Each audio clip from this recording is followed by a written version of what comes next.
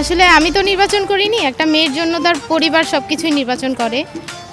তো সেক্ষেত্রে আমার ফ্যামিলি দেখছে যে ছেলেটা কত মানে পরিশ্রমী বা ফ্যামিলির দিকে কতটা সাপোর্ট করে, এতটুকুই। মানে আপনি কি দেখে বিয়েটা করলেন, টাকা দেখে নাকি তার মন দেখে? টাকা ইজ ডাজেন্ট ম্যাটার, ওই মনটা দেখেই। সাংসারিক জীবনে সুখী হতে কত টাকার প্রয়োজন বলে আপনি মনে করেন? আসলে টাকার প্রয়োজন না, এখন আপনি যেখানেই যান সেখানে কিছুটা টাকা তো প্রয়োজন হয়।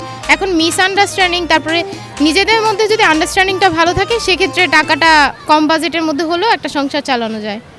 সুখী হওয়ার ট্রিক্সগুলো কি কি? সুখী হওয়ার ট্রিক্স, সুখী হওয়ার ট্রিক্স আপাতত আমি জানি না, দেখি আমি কতখানি সুখী হই তারপর জানাবো নি। আচ্ছা, আরেকটা বিষয়, যেহেতু আপনি বিয়ে করেছেন, নতুন জীবন, এখন আমরা যেমনটা দেখি যে বর্তমান যুগে শাশুড়ি এবং বৌমার মধ্যে অনেক বেশি ঝগড়াঝাটি লেগে থাকে, আপনি আপনার শাশুড়ির সঙ্গে কিভাবে চলতে চান? অবভিয়াসলি সে আমাকে যদি তার মেয়ের মতো ট্রিট করে, অবশ্যই আমি তাকে আমার নিজের আম্মুর মতো ট্রিট করব।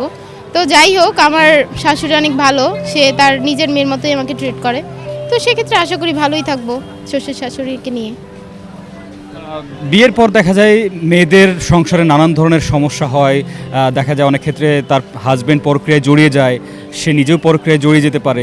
এই যে সমাজের অসঙ্গতিগুলো, এখান থেকে বেরিয়ে আসার মানে উপায়গুলো কি?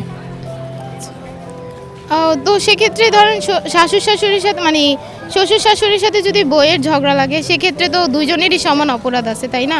তো এক হাতে তো কোনো দিন তালি বাজে না।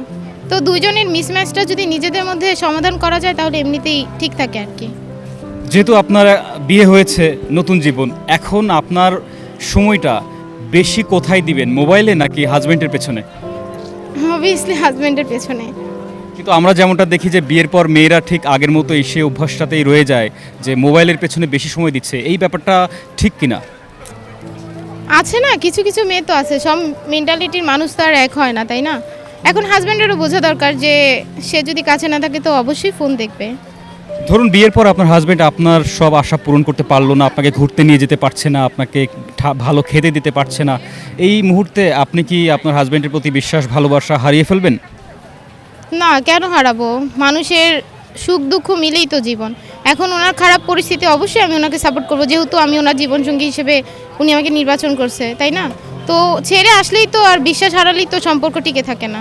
এখন সম্পর্কের মধ্যে অনেক নানান ধরনের সমস্যা হয়, সেক্ষেত্রে সেটা যদি সমাধান না করি তাহলে একটা পর্যায়ে ডিভোর্স হয়, মিসম্যাচ হয়, এই আর কি।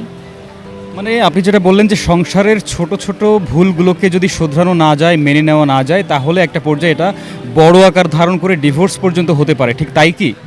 জি। বর্তমানে আমরা দেখি যে ডিভোর্সের প্রবণতা অনেক বেশি, এটার কারণটা কি আপনি কি মনে করেন? এটার কারণ হলো ওই যে হাজব্যান্ড ফ্যামিলি দেখে যে টাকা পয়সা, সরকারি চাকরি করে, মানে ওয়াইফরে সময় দিতে পারে না, এই আর কি। মানে অল্প টাকাতেই বেশি সুখী হওয়া যায়, তাই তো? হ্যাঁ, অল্প টাকা আসলে রিজিক হয়, সন্তুষ্ট থাকা উচিত।